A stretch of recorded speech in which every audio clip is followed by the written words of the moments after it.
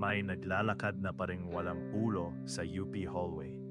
Sa University of the Philippines Diliman ito, sa lumang hallway ng isang academic building na malapit sa chapel. Bandang 9:40 ng gabi, sarado na halos lahat ng classrooms.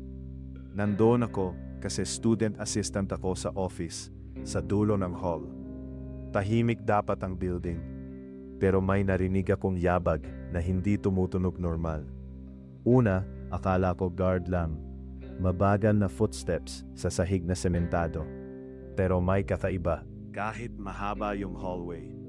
Tapos may amoy na pumasok sa hangin. Hindi amoy pawis o usok ng sigarilyo. Amoy kandila. Yung matapang na amoy ng simbahan pag may lamay. Sumilip ako sa corridor. Walang tao. Pero yung fluorescent light sa gitna ng hall, biglang nag-flicker. Parang may dumaan sa ilalim nito. Doon ko ulit narinig yung yabag. Mas malapit na. Dahan-dahan. Parang may suot na leather shoes sa misa.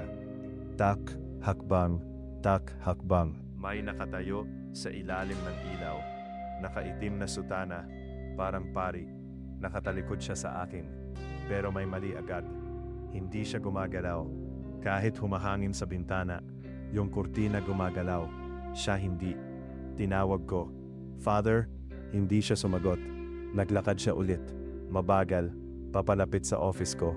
Doon ko napansin, walang ulo yung katawan. Diretso lang yung sutana hanggang leg. Wala talaga. Walang dugo. Walang sugat. Parang normal lang na katawan na naglalakad. At bawat hakbang niya, naririnig ko yung kalansing ng rosary beads sa sahig. Pagdating niya sa ilalim ng ilaw sa tapat ko, huminto siya. Tapos, biglang tumuro yung kamay niya sa pintuan ko.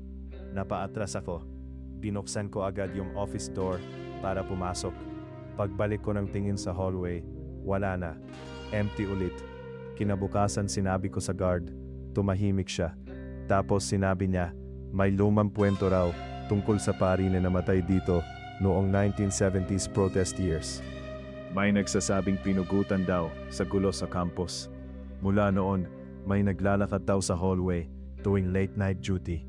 Hanggang ngayon, ayoko na magstay sa building na iyon kapag gabi. Pero may mas nakakatakot, yung sinabi ng guard bago ako umalis.